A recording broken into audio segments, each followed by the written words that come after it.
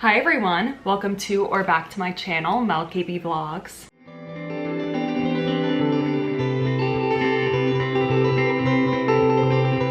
So I'm a musical theater actress. I was in the national and international tour of a chorus line. I've done cruise ships and regional work, and my channel is all about showing the behind the scenes, realistic life of somebody in this crazy industry. So make sure you subscribe if you haven't already, and let's get into it.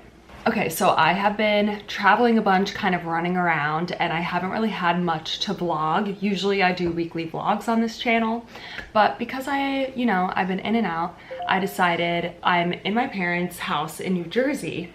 So I thought we're gonna bring my mom onto the channel today, introduce her to you guys, and we're gonna get some info about what it's like to be a parent of a child in this industry and get some advice, tips and tricks, see kind of how we handle the craziness of it all. And I will say, we don't have the answers to everything at all, but we're gonna show you kind of a transparent look into how we kind of balance all of this. So let me go get my mom. I don't like that background. It's cute. Put it over the stove. The stove's so pretty. Okay. My mom is making us change the angle. She's moving my niece and nephew's toys out of the way. Okay, everyone. How's my hair? God. Here's my mom. Karen Marie Cabey. Oh, full name. Is there anything you would like to tell the fans about yourself? Not really. Okay. Well, she's my mom. I'm the youngest of four. I'm the baby, and I'm the hardest child that they have, so that's what they get for having a fourth. Okay, so basically I have a bunch of questions that I'm gonna ask my mom for this video. She doesn't really know what they are, which is kind of stressing her out, but too bad. I want it to be authentic. I didn't want her to like pre-plan, you know? I'm a little worried I won't know the answers. It's okay. Well, some of them are just your opinion, but the one thing that I'm just gonna start off in this video is one of the things that I think is great about our relationship and what helps her as my mom in the industry is she has really, well, I've kind of trained her, but she knows a lot about the industry, where like I don't have to explain much to her when like things are happening. Sometimes she'll ask a clarifying question, but like I don't have to over explain anything. It's very easy. I can just say, I went to the ECC and they cut me and then they had a callback for blah, blah, blah. And she knows what all of that means. So. Yes, I have been trained. She has been trained. So we're gonna do a quick little pop quiz to show her skills / give you guys a little, what's the word, like kind of a vocab list of things parents might want to know to help train you guys if you are parents watching this video, and if you are the child watching this video, send it to your parents because this could help. Well, it definitely takes training and time to learn all of this, unless you were in the industry beforehand. Yeah. But if you weren't. This is now, we're going on my, I think, 9th year in New York. So she's, but you know, I have no. Yeah, she's not related to the industry at all. No. So I've trained her well, but I think she's been well trained probably after the like 2nd year in New York. I feel like you've kind of like gotten a good grasp. Would you say? After a few years, but it takes. So don't be hard on yourself, parents. It takes a little time to understand how it all works, and that going to an audition is just part of your job. It's not like, oh, you're going to an audition. Yeah, you have to get used to it. Yeah, so you have to understand all of those things. Well, let's start with some vocab words. We're gonna start simple. I know you know these. What's an ECC? Equity chorus call. And what happens at them? Not much. Tea. Is that true? Mm-hmm. Okay, so when I tell you I'm going to an ECC, what am I doing? That means it's usually their 6-month required audition, and they half pay attention, but they might put your headshot aside if they think you're interesting, but other than that, that's that. Yeah. Goodbye. And it could be a singing ECC or a dance ECC. And like, what do you know, like what am I doing when I get there? Like, I walk into the building and what am I doing? Getting a number. And then I go in the room with like how many people? 30, 40 people at a time. And then what happens if it's the dance one? You learn to dance really fast, you do it, they may look at you, they may not, and out you go. Yeah, that's it. No callbacks, nothing. Usually, yeah. What's an EPA? Equity Principal Audition. Yes. And I don't know if you know this, those are 99% of the time just singing. So that's just for like the characters in a show. I don't really go to those often, but she knows what that is. What does it mean to be cut? It means this is your life. Yeah. It means, see ya, babe. What does it mean if I said, I got kept at the audition today? Ooh, it was exciting. It means that you made it through a certain round, like whether it be the ballet part or the tap part or whatever. And that they were like actually looking that day. Yes, and they were interested. What does it mean to get a call back? Ooh, means that they liked you and they want to see you again. What's a final callback? Oh, it means they really liked you. And they're considering you. Okay. What is an appointment? Oh, an appointment is something that you either get through your agent or Actors Access. Yes, Actors Access. I didn't know she knew that one. Yes, and that they saw your reel and they said, hey, come in, we want to see you. And usually if you get an appointment, that means like they actually are casting. It's usually for like a replacement role in a Broadway show. So like recently I had an appointment for a swing in the Beetlejuice tour, and like they had an opening. So it was just an audition for that one part of the ensemble. So those are exciting because you actually know like, oh, there's a chance here. Okay, what else? What is a replacement? It means somebody's going out of the show and they need a replacement. So they need to find somebody to put in right away. Yep. Okay, what is regional theater? Regional theaters. They're not in New York City. They're not on Broadway. They're not tours. They're regional theaters that put on their own shows. And do Broadway performers perform at regional theaters? Yes. Usually they're the principal characters or roles. What is equity? Equity is, oh gosh, I can't describe that one. It's the actors union. Oh, that's the answer. Yeah. And basically everybody on Broadway is equity. Regional theater, it's kind of split. Tours, it's split. But if you want to be seen for Broadway auditions and have a guaranteed slot, you have to be equity, but you can still audition if you're non-equity. Right. There's a lot going on there. I do have other videos that kind of explain that further. I'll link that here. I feel like does that kind of cover the basics? Yeah, of terminology. I don't know what else you need. Okay. All right, so that's our terminology. I hope you guys learned something. She's pretty good. I've also trained my siblings and kind of my dad. He's pretty good. Yeah, he's pretty good. Yeah. Sometimes though, he'll like call an audition a callback and we're like, Mm-hmm. yeah, sure. But we'll let you think that. But other than that, I kind of have both my parents understanding the industry pretty well. Yeah, I would say your father understands it. Yeah.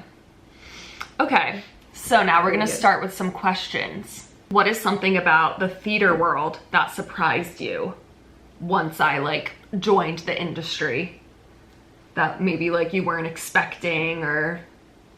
I don't know, that it's really, really hard, and you get cut and a lot more than you get opportunities, and there's a lot of luck involved, I think. This kind of might be the same answer, but what's something that you've learned about the industry that you think a lot of other parents don't know or understand? Well, yeah, I guess that's the same answer. Yeah. Especially if your child is somebody who is used to getting roles. Mm-hmm. You yeah, know, like in high school and college. Yeah, it doesn't mean that that's what's going to happen. You know, you're still out there with hundreds of people auditioning, and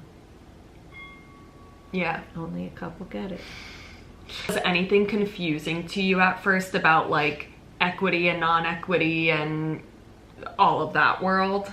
I think the only thing that I learned from that is that when you're equity, you can get into the auditions easier, as opposed to non-equity where you stand in line and you have to get seen in between, or if they have the time or whatever. So, but then what about jobs available? I don't know. What about it?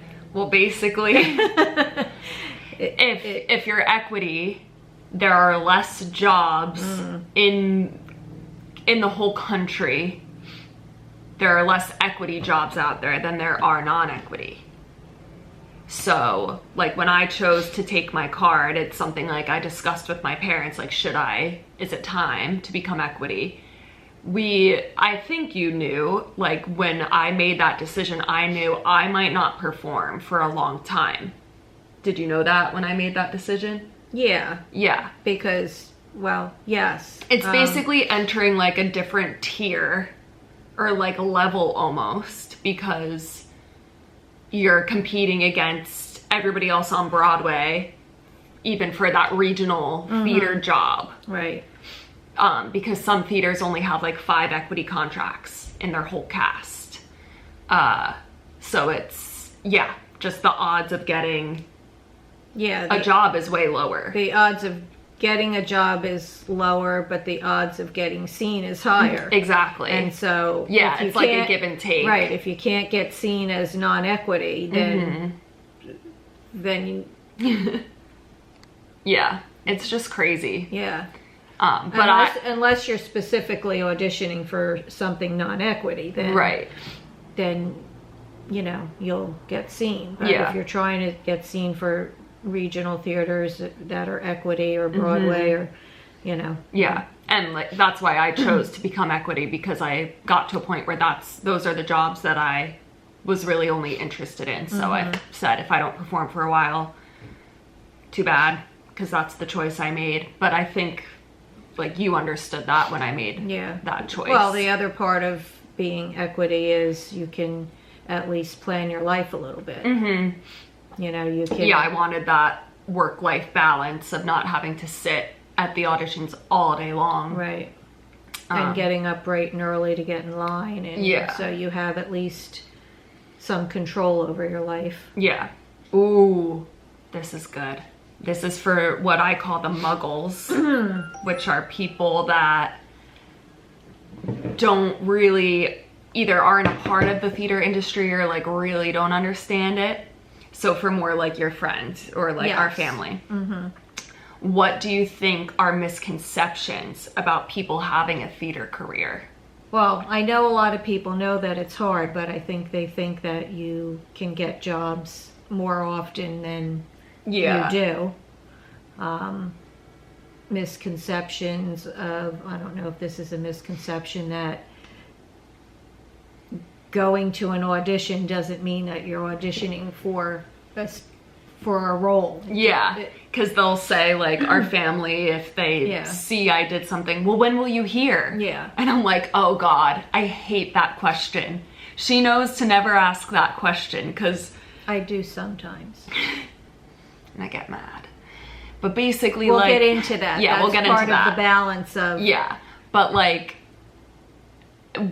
people, yeah, a lot of times, or like my sister's friends, she has like a group chat with her college friends, and they see that like I post my little vlogs, my audition vlogs, and they'll be like, oh, Rachel, did Mel hear from that Great Gatsby audition? And like Rachel, my sister, knows like, oh my God, no, it was an ECC. Like she's not gonna hear.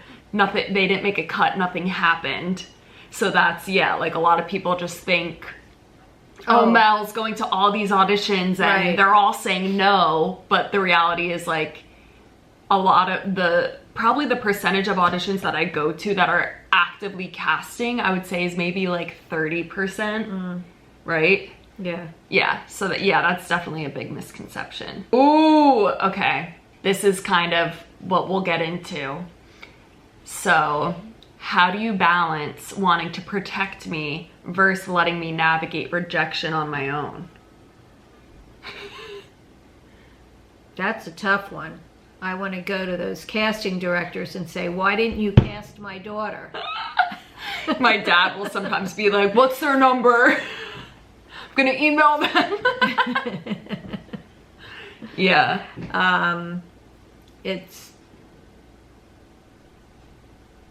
It's difficult. I have to read Melissa's emotions. Yeah. Or Mel. Oh, sorry, Mel. I call her Melissa. I have to read her emotions because depending on how she's taking the rejection, I have to kind of adjust. Adjust my response. Whether it be giving her a pep talk because it's like not a huge upset rejection, it's just a son of a gun. Yeah. Or if it's an outright meltdown rejection, which happens, I would say every like 2 months. No, I would say every 3 months or so she'll have like an existential crisis. A meltdown, and then I have to figure out how to balance that, which is very challenging for me because I want to cry too. Yeah. I think like the hardest part, so I have a lot of friends who do not tell their parents a single thing. Like they don't clue them in on anything. Gabby does that. One of my closest friends, like her parents do not know what she's auditioning for, what's going on. And a lot of my friends are like that. I'm just a blabbermouth. Like I can't not, even when I try, I'm like, I'll consciously be like, I'm not going to tell my mom about this one. And I literally, like, it's so hard. She's always been a blabbermouth, so it's not just about theater. Yeah. She's always been one to just say everything. Yeah. So for me, that's so hard to like not say anything. But I've gone through periods where I've tried that because I think one thing that can be kind of harder is when I get the rejections, I'm like, oh, now I have to tell my mom and I know she's going to be disappointed. She's not disappointed in me. She's disappointed at the situation. The same reason you're disappointed. Yeah. But it like sometimes I'm like, oh, I don't want to tell her. But then other times, and like that's why she kind of has to feel my mood, because other times I'm like, I need to tell her because I need like support getting through the rejection. Like I'm super upset and I need like something. So it's like, it's hard sometimes. Like I think more for the things that are like the chiller ones that I don't care that much about, I kind of get mad if she seems more like annoyed. I'm like, well, this wasn't a big deal, Mom. Right. Like what? And then I'm like, oh my God, should I be more upset because she's kind of upset? But then vice versa, if it to me was a big deal and then she's not. Like she's like, and I'm trying to, not that I'm saying, oh. Yeah, she's trying to like. I'm trying to just downplay it Yeah. and play it cool, and then she gets upset because I'm not. So it's challenging reading her emotions and knowing which way I'm supposed to go. Am I supposed to be giving a pep talk? Am I supposed to be So like lately commiserating? You know, sometimes I say to her, give yourself a couple hours, cry it out, and because typically you're very positive and you get past it quickly. And I know you just need that time, and everybody does. You need the time to cry it out a little bit, but you can't dwell on it. You have to move on. But in that time, you need the support, and I have to figure out which kind. Which kind of support. Is it a pep talk? Is it a, you know, holding your hand and crying on my shoulder kind of thing? And sometimes I'll tell her, I'll be like, I just need you to commiserate with me. But that's definitely something we're like still trying to figure out the balance of. And we've even had talks. I've been like, should I like not tell you about auditions until I'm in final callbacks? Like we've been trying to see what works. But I think ultimately for me, I'm just such a blabbermouth that it's too much for me to not say anything. So I have two things to say here. Ultimately, I would love to not know about everything, because then I could just go on my happy little way. Because when she has made it to final callbacks and doesn't get it, it really ruins my day. Like I'm really she's upset. Basically along the ride with me. Yeah, I am. Yeah. Also, I'm curious, parents, comment down below if you are the same way. Because I know some of my friends' parents aren't that way. Well, I'm very upset when that happens.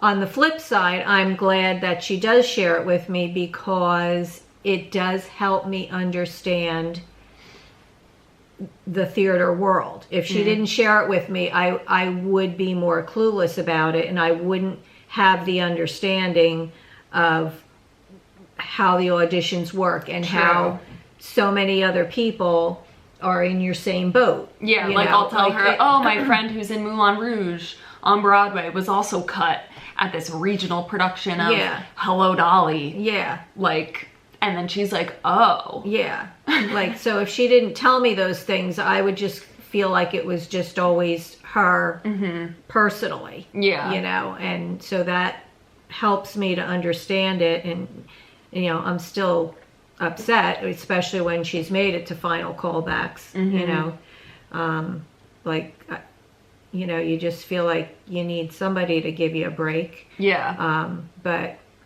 so as much as I would love to live in ignorance, boy, would that be nice. I'm glad that she shares it with me, because she needs the support, and it's a hard thing to do year after year, and keep your chin up. And I say many times, I don't know how she does it. So it's just crazy. Okay, I really just have one final question, but I think, okay, well, this is something that I would say. Obviously, every kid is different. So I think it's important when your child is entering the industry, or like if they're already in it, just have like a candid conversation with them about like, just be straight up, like, do you want to tell me about auditions?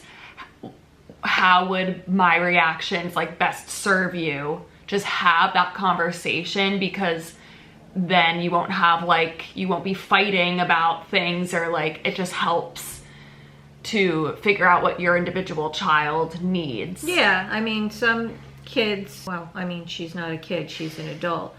I mean, but some people need that emotional support. Some don't need, some, not necessarily that they don't need it, but they would prefer it. Right, they would prefer to just go inward and deal with it inwardly. Or maybe tell their friends instead. And not tell their parents. Or if you have a significant other, you know, then maybe that would be where you would go. But now I've lost my train of thought. But also, oh, that's what I was going to say. But also, that can change from audition to audition, your kid, you know, your person needs, because depending on how important it was to them, they then may reach out and say something and need that support. And other ones, they may be like, all right, you know, so what, I can deal with it. But I think ultimately, like, don't push to try to like get information, or like if she did that, I would go insane. Yeah. Let them lead the way. But also if it's bothering you, like, talk to them about it. Yeah. I mean, sometimes like I have to, like, recently Melissa had a final callback, and she also had a callback, another final callback, really. And